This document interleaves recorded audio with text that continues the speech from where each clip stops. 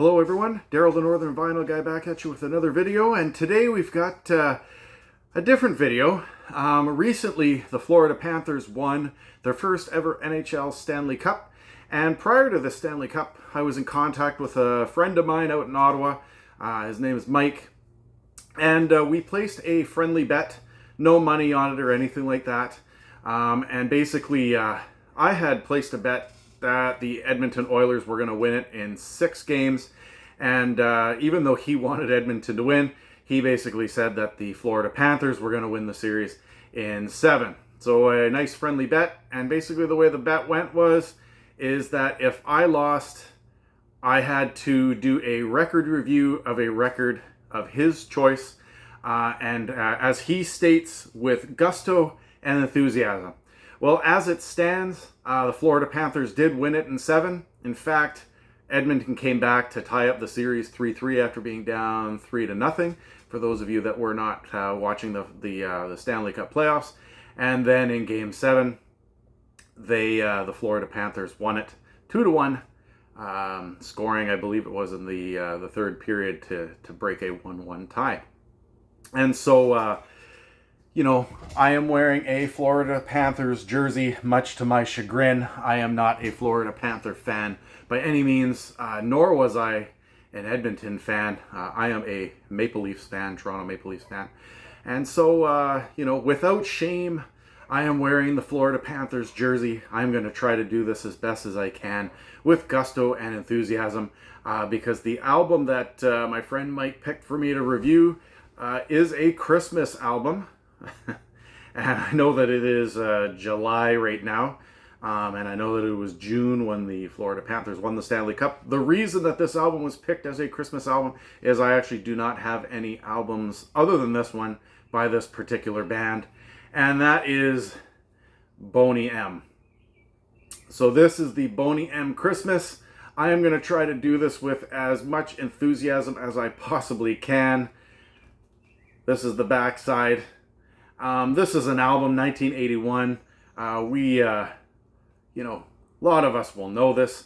It's got the Feliz Navidad song on it. So what I'm going to do is I'm going to go through this album song by song and kind of give you my thoughts with as much gusto and enthusiasm as I possibly can.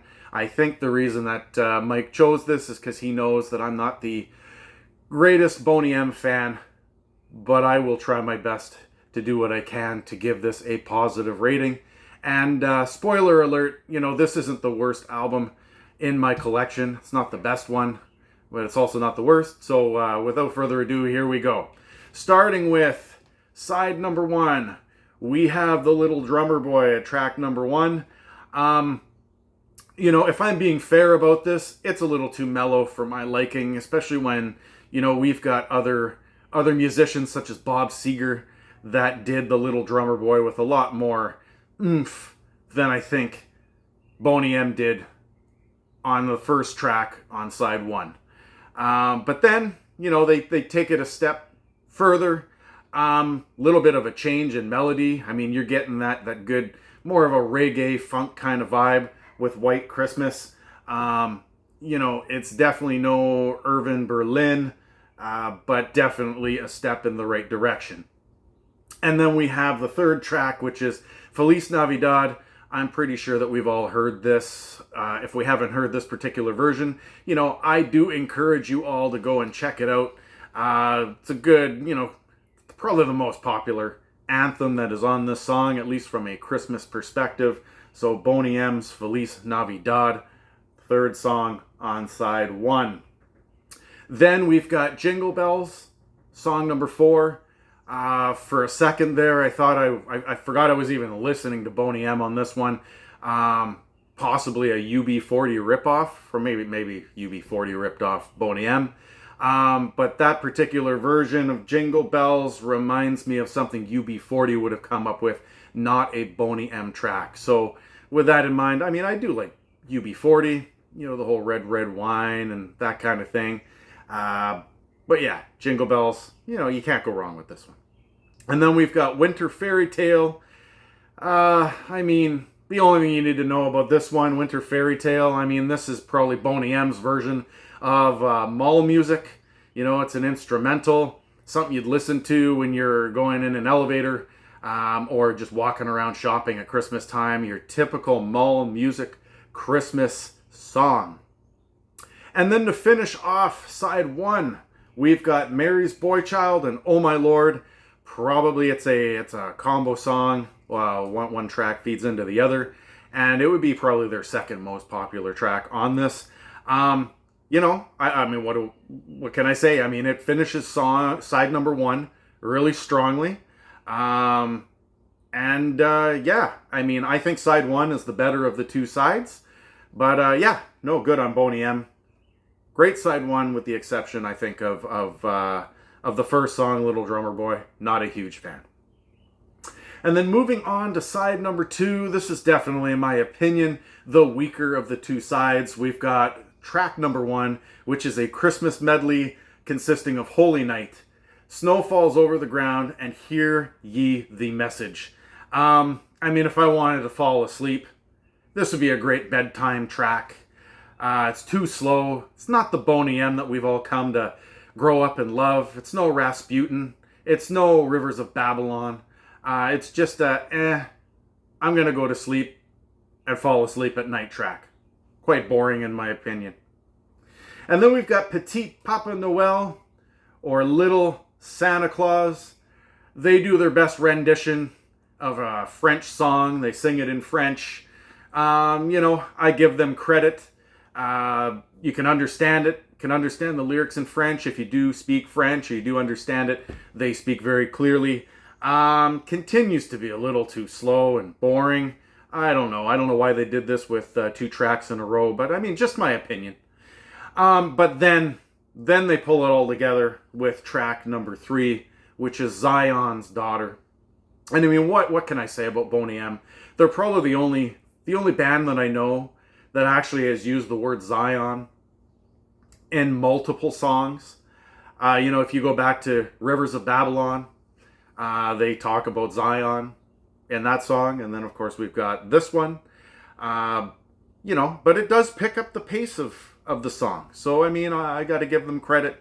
They start moving on with this particular track. And then we go to the fourth track, When a Child is Born. Kind of reminds me of sitting in church, listening to a choir. Not that I'm a religious person by any stretch of the imagination.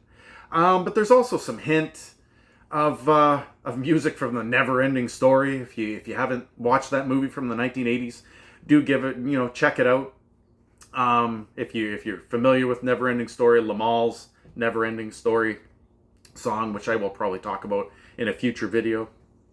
But it got a little bit of that in there. So yeah, I mean, if you're into that choir, going into church, little calm, fantasy type music, I guess, When a Child is Born is where it's at. And then we've got Darkness is Falling, the second last one of this, second last track on here. I mean, that's boring. Boring, absolutely boring. Not a fan of this one. I'm glad that the side two did not end on Darkness is Falling, because I'd have to give this album a 3 out of 10 if this were the case. But they finish it off strong with I'll Be Home for Christmas. I mean, any band that can take a Christmas song and kind of put a circus style vibe to it, you know, that circus clown type music, I guess. I mean, it's all right. I mean, it finishes off strong. And my daughter's here in the background laughing at me doing this. Yeah, Mike, I'm kind of glad that I lost this bet with you. I tried to do this with as much gusto and enthusiasm as I possibly could. Where would I rank this out of 10 in comparison to all my other albums that I have in my collection? I mean, I'm going to give this one a 6 out of 10. So I hope you enjoyed this video. If you have not subscribed to my channel and you like what I have, please click the subscribe button, click like, leave a comment in the section below. What do you think of Boney M's Christmas album 1981? I hope I did this some justice. Hopefully I didn't do it a disservice. Remember, this is just my opinion. So yeah, tell me your thoughts below. And as always, stay safe, and I'll see you on the next one.